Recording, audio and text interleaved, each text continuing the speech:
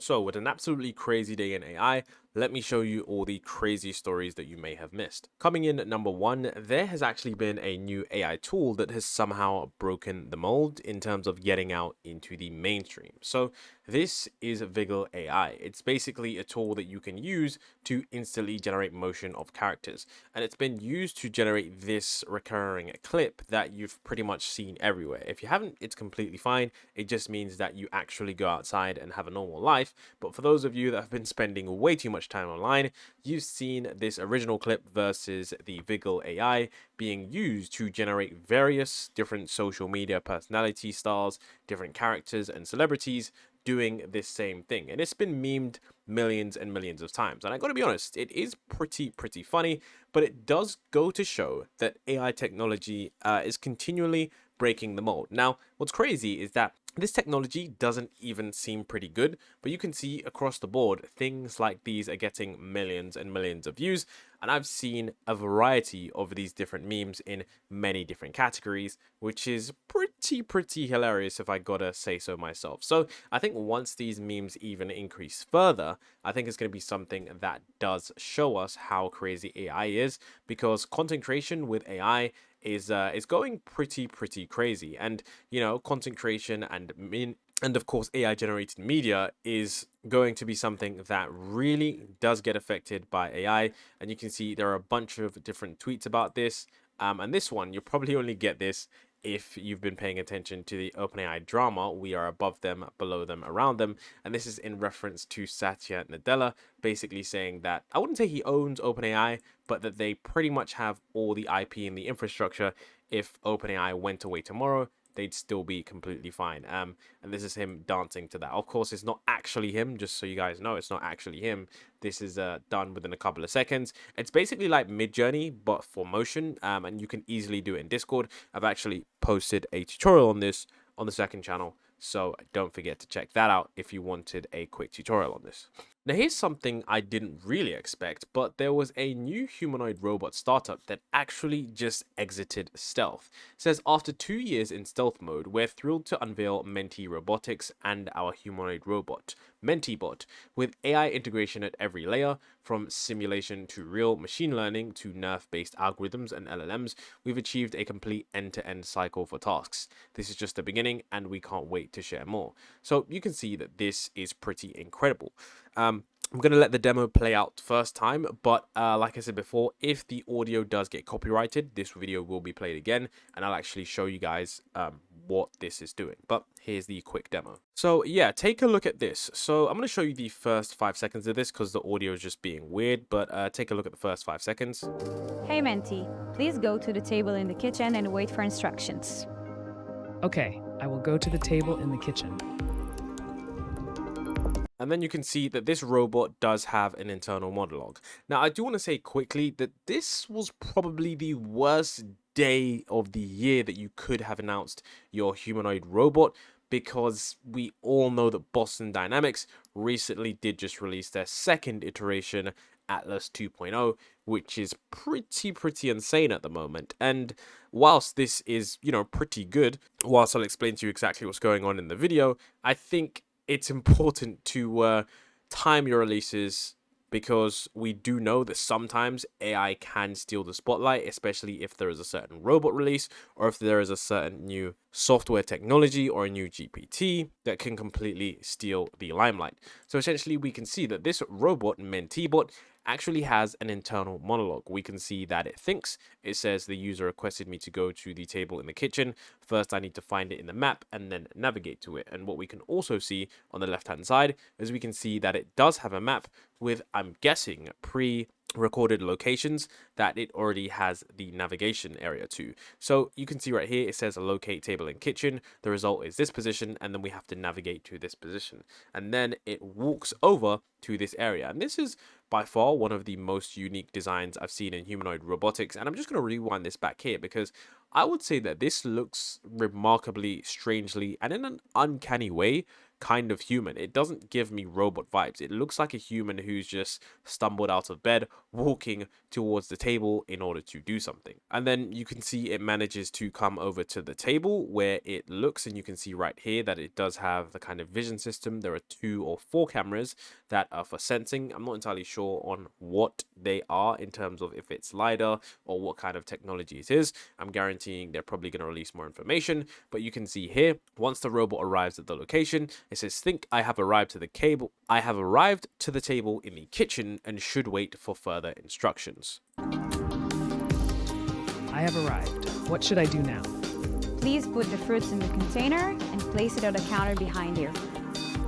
So then we can see the robot was requested to put the fruits in the container and take it to the counter. So we can now see that the robot is basically saying sure thing, which means this robot does have a voice, which is pretty cool. We know that that is a new addition robots are currently getting. And then we can see this robot uses its hands to grab the fruits and then place them in the container.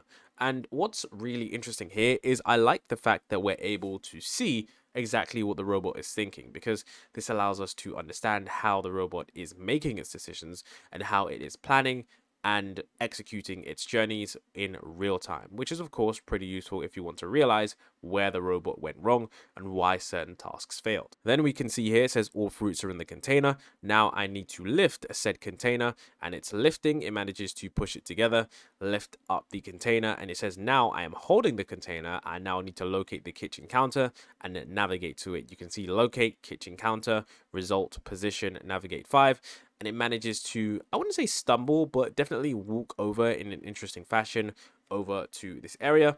And it manages to place this down on the counter. And I would say that, you know, the statement that robotics is truly coming alive has never been more real. From what we've seen today from Atlas 2.0 and from this MenteeBot here, it seems that robotics is undergoing its ChatGPT moment, where we're seeing that robotics is moving at light speed. Now, whilst that demo might not seem that impressive to some of you, I think for a humanoid startup that this is rather impressive for their first demo of their humanoid robot. And something that I actually really do like about the way that this robot walks is that it does walk in a human kind of way. I don't know why I actually like that, but I think some robots, being uncanny as they are from what we've seen from Atlas earlier today, where it stood up on its legs and just twisted around in its body in this supernatural, super unnatural way, it was just absolutely incredible.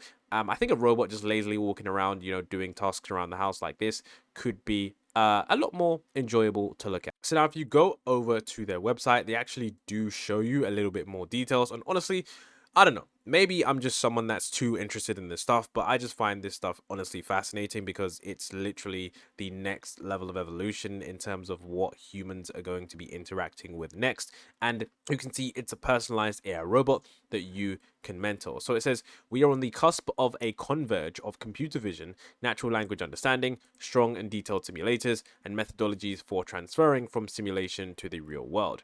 Then you can see right here, it says AI first. AI is embedded at every level, enabling dynamic interaction with the world. MenteeBot integrates cutting-edge sim to real for lifelike gait and hand movement, nerve-based real-time 3D mapping and localization, dynamic navigation in complex environments, and large language models to build a cognitive map of the world and advanced task execution. And down here, this was actually something that I actually did find to be one of the most fascinating things, and seemingly a recurring theme of humanoid robots was that the arms might actually be interchangeable. From this version to the one that we actually see up here, not this one, but the one that we got to see on the demo, we can see that there are different versions of hands as grippers. And it seems, like I said before, that these robotics companies are experimenting with whatever is going to be the easiest type of hands. And I think we've seen time and time again that, you know, these style of hands aren't always needed. The two-pronged approach can actually work in several applications, but they say that the arms and hands present a full range of motion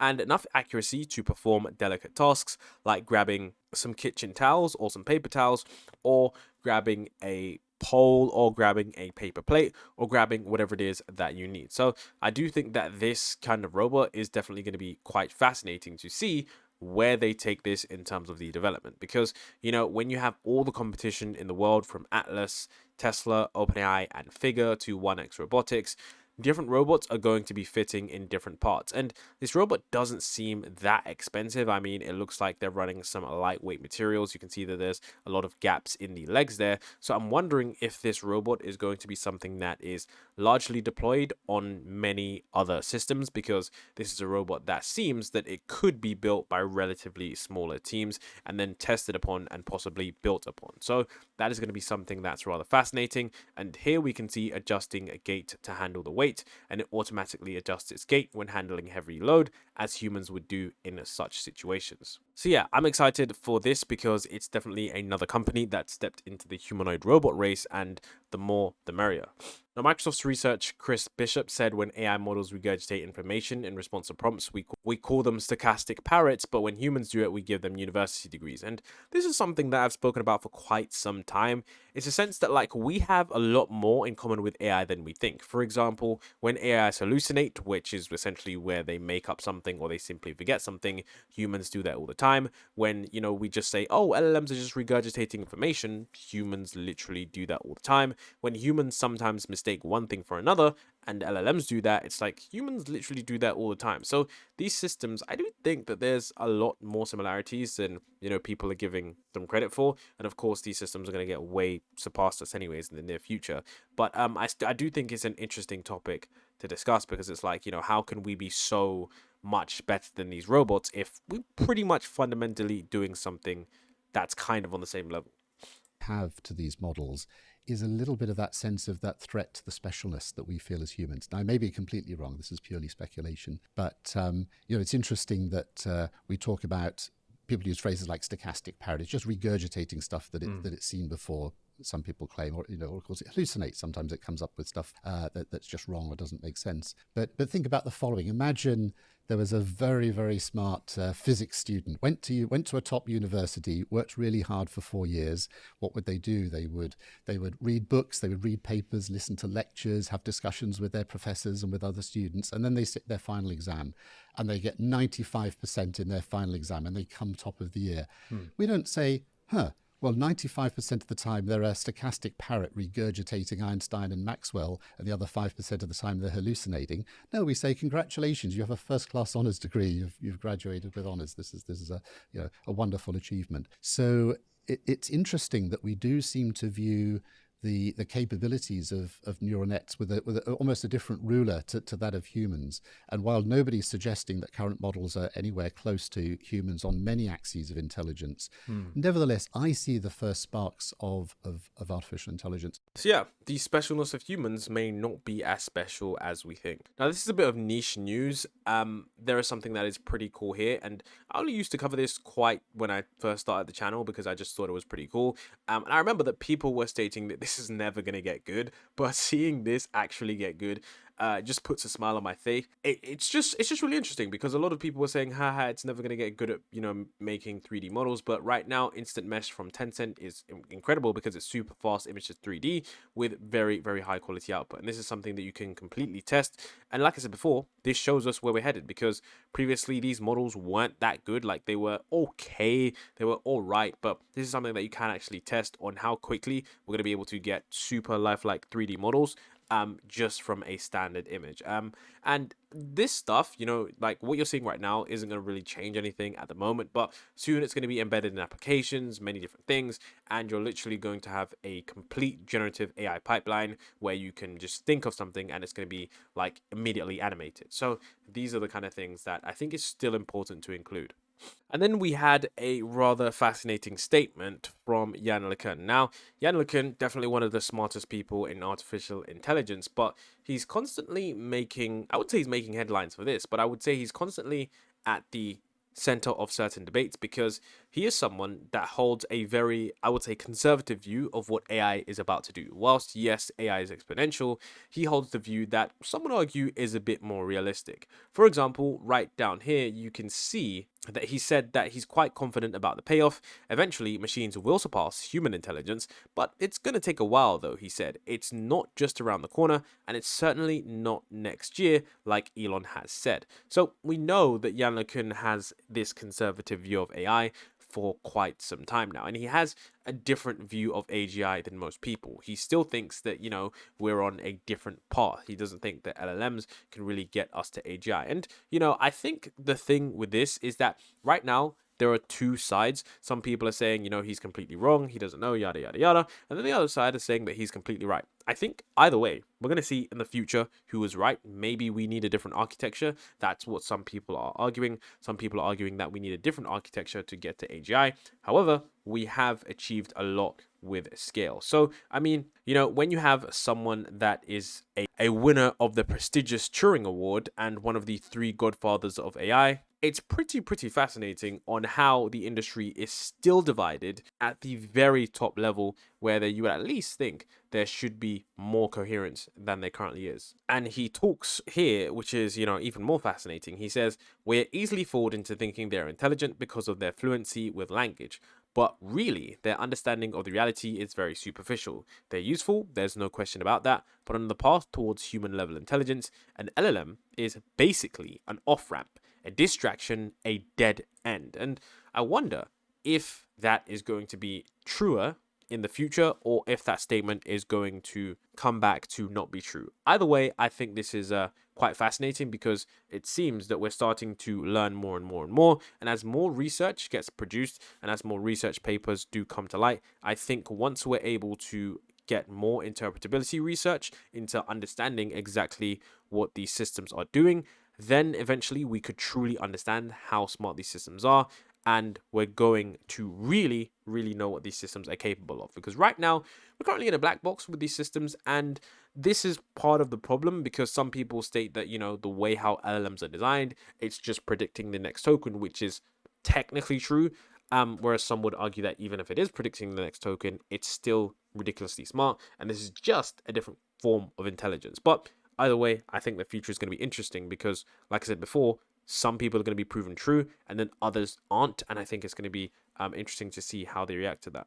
In addition, we also had Elon Musk release Grok 1.5 vision preview. I was genuinely supposed to get to this, but I was just busy on the day and it just slipped by me. But this is something that I think is bigger than a lot of people think. I think that Elon Musk is trying to really beef up the Grok architecture, because I'm sure he realizes that there is a lot of application for building AGI.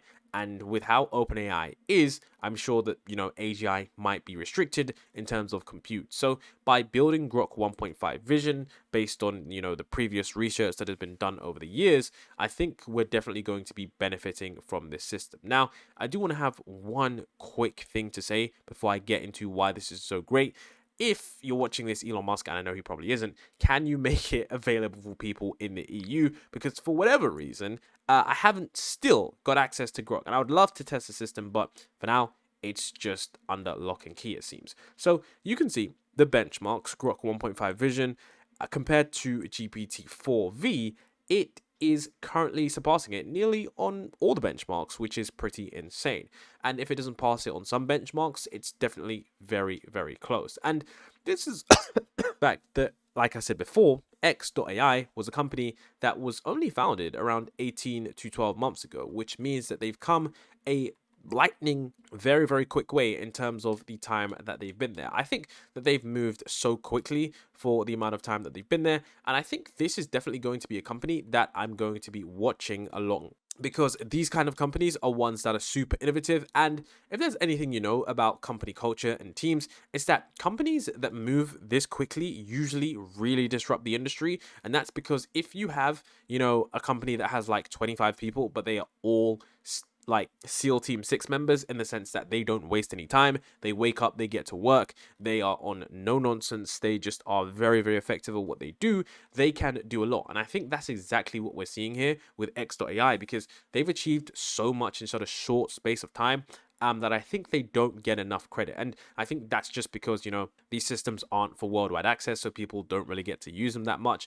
But I think that in the next 12 to 18 months, this company is definitely going to be producing some really, really interesting stuff, to the point where we're going to be surprised by their capabilities, because they've done a lot with a lot less funding and a much smaller team, which is why they're being able to move so fast. So it will be interesting to see how this team expands over the future and how they've managed to tackle certain problems. But Grok 1.5 vision is nearly just as effective as GPT-4 vision, if not on par or above that. And we can see the 6 to 7 different samples of it coding from images and being able to identify certain pieces of information, which is rather fascinating. And then, of course, we had DeepMind CEO says Google will spend more than $100 billion on AI.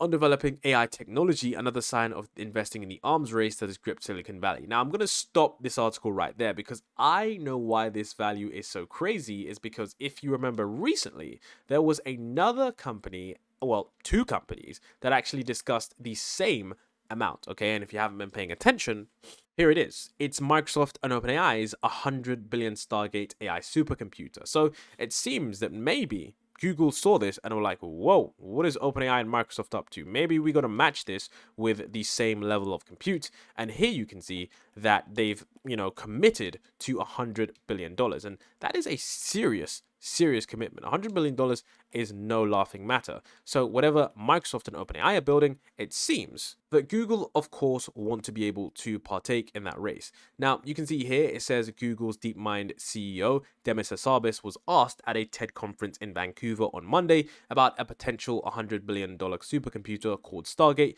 planned by OpenAI and Microsoft. And he says, we don't talk about our specific numbers, but we are going to be spending more on that. And he says Alphabet Inc. has superior computing power to the rivals, including Microsoft. And this goes to show that there is no jokes going on when we are looking at these companies who are going to be spending literally hundreds and billions of dollars in the next couple of years in order to compete in the artificial general intelligence race. And it really is a race because, as I've said before, this is something that once you do get to AGI, I wouldn't say all bets are off, but you've pretty much won the game in terms of what you're able to do, because if this is a real AGI system and you're able to ask it certain questions, then you're pretty much good, because you're going to be able to ask that AGI system and kind of recursively self-improve in that aspect.